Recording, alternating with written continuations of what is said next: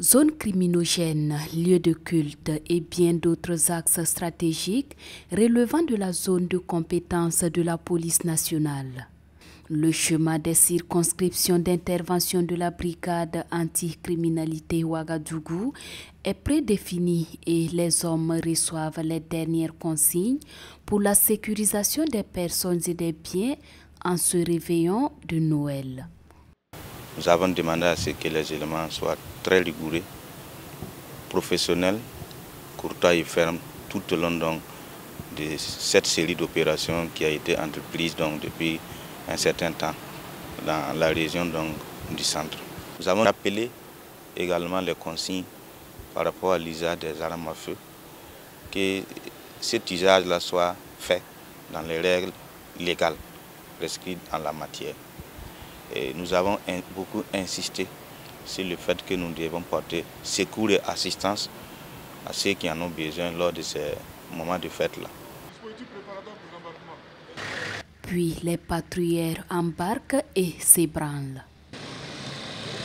Véhiculés ou motorisés, chacun selon son secteur d'intervention, se doit de réussir cette mission. À peine déployé, un binôme de consommateurs de chanvre indien est appréhendé avec la matière en sa possession. C'est à cause de la fête. Bon, j'avais une soirée avec des amis. C'est pour ça que je suis allé vérifier ça. N'ayant pas pu montrer patte blanche, les deux consommateurs sont embarqués pour le commissariat de Sidnogue. Dans les lieux de culte, la surveillance et le contrôle s'accentuent. Mais au quartier Gounguin, l'élan de l'une des équipes en service à l'église centrale des Assemblées de Dieu est mis à rude épreuve. Un accident mortel est survenu entre deux motocyclistes. L'un inerte car ayant brisé sa tête et l'autre en réanimation par les sapeurs-pompiers. La circulation se bloque sur cette avenue. Les éléments de la BAC présents pour la sécurisation du culte jouent au régulateur pour permettre aux fidèles de sortir en toute sécurité. Cet épisode macabre passé, l'équipe sillonnant dans une zone non lotie de l'arrondissement 4 de Ouagadougou passe à la répression. 22 heures environ, un camion suspect stationné à une station est appréhendé. À son bord, 43 barriques d'au moins 200 litres ravitaillées en carburant.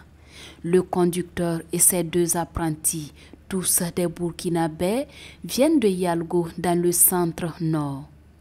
Pour se justifier, ils brandissent un document signé en novembre 2022 par une autorité de Yalgo. Le dit document, valable jusqu'au 12 février 2024 selon son signataire, devait servir à un ravitaillement unique de 10 000 litres de carburant.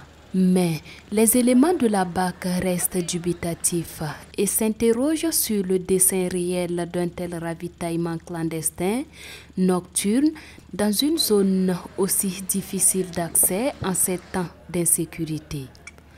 Le camion, le conducteur, les apprentis et le gérant de la station totale de la zone périphérique appelée Petit Ouaga sont conduits au service régional de police judiciaire SRPJ pour investigation.